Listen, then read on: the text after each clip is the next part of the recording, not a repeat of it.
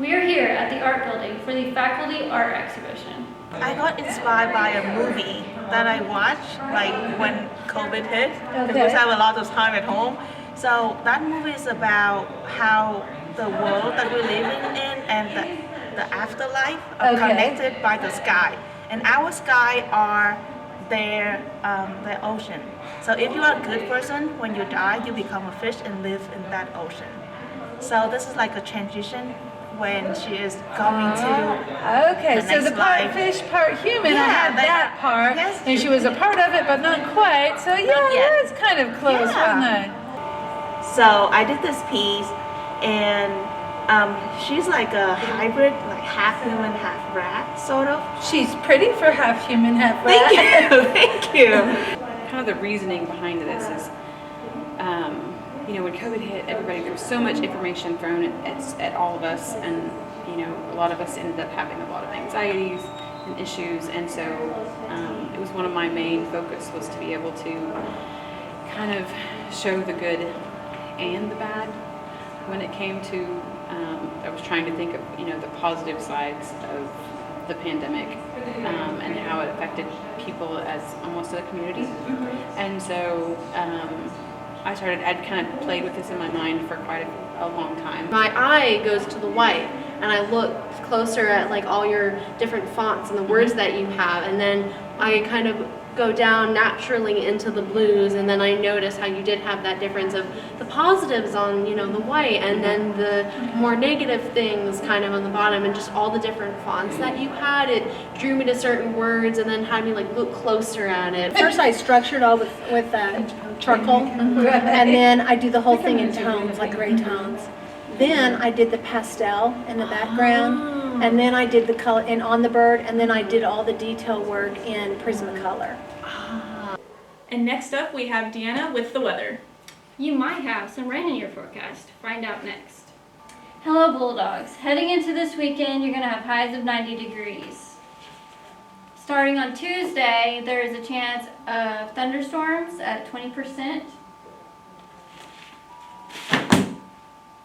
See you next week. This week we had the opportunity to interview with Leslie Alvarado, our Student Activities Coordinator. And she tells us the steps you need to go through to start your own organization here on campus. So we actually have the student organization guides and resource. This is actually found on our SWASU website under the Dean of Students. And on page 11, it talks about the needed materials to start an organization. So there's 4 things that you need. You need a proposal letter, and that just talks about what you hope this organization is on campus, your goals, why you want this on campus.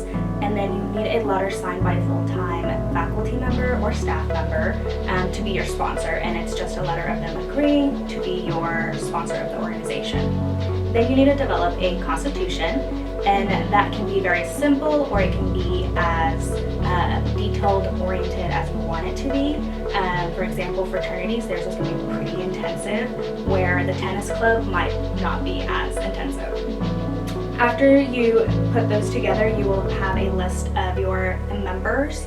We don't require you to have certain officers except for a president as a point of contact, or if you're going to be dealing with money, then we ask that you have a treasurer so that they can kind of understand the role. But you need at least 5 members to be an active organization on campus. This makes the application, there's not necessarily an actual application that you fill out. Putting these documents together, you bring it into Staff Room 214, the Dean of Students office. I will review it, and then the Dean of Students will review it. And then once we have approved it or approve it with conditions, maybe there needs to be changes made, we will send it off to the Student Government Association, and the president and their judge will approve it, so then you'll be a recognized organization. And it usually takes about 1 to 2 weeks depending on how busy we are in the week. I think some of the good qualities that some of the organizations have that they succeed in would be just to make it really fun. Students have a lot with homework, with trying to keep their grades up. They just want a relaxful organization with students they can just hang out with.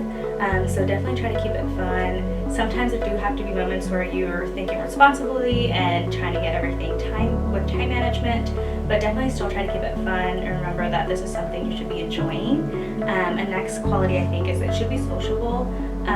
Definitely students you feel that you can go with and have a bite to eat after or hang out outside of the organization. A lot of students meet that aren't in each other's major, so a lot of students that may be in the Halo Club are finding that they are a nursing major and one's a psychology major, and some of them are like, I never would have met you if I wasn't on this organization. So I definitely would say keep it sociable as much as possible because students definitely want to mingle and meet other people on campus.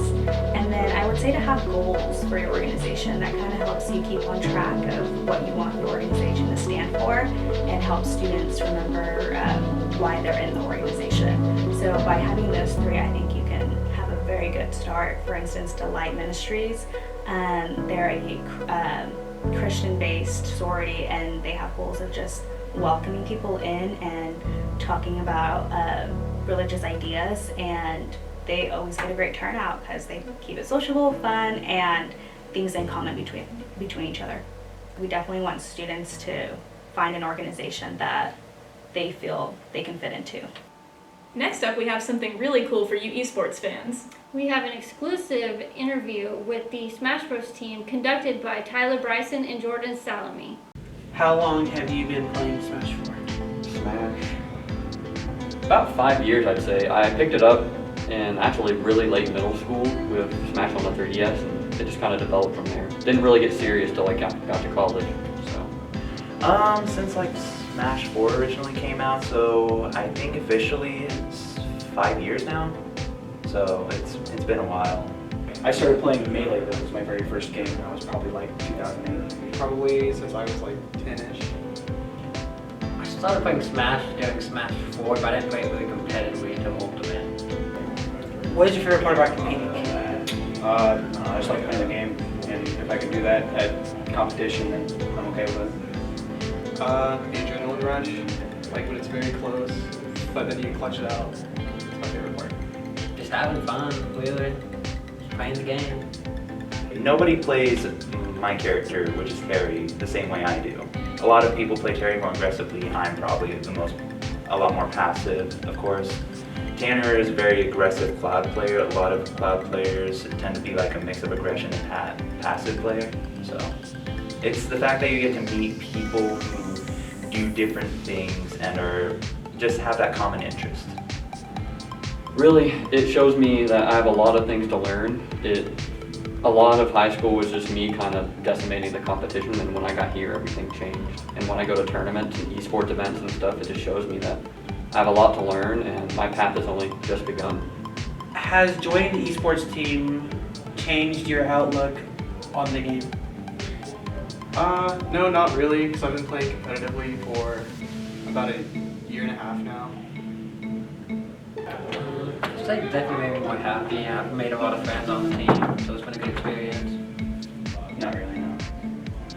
Not really, because to be fair, a lot of the team is consisted of people that I've already known for a year or two, so I kind of feel at home here.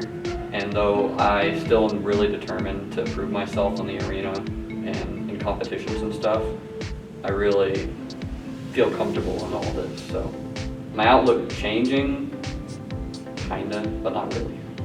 I still have the same goal I've always had.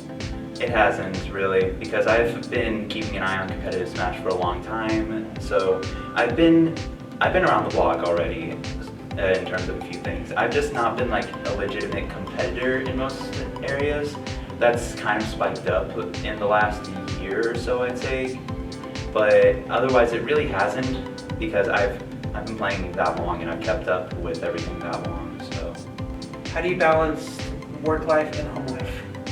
Well, if it's work life, then I don't really have a whole lot of work anyway. Especially, it's not the season for it. I work at a radio station. Okay. I film for the radio station, so anytime that there is like a ball game, I'm there. So, well, it's a hobby as well, so I just do it as a hobby when I want to. The same way I balance schoolwork and home life, just make time for both. I just do what I always do, get my work done and then play games.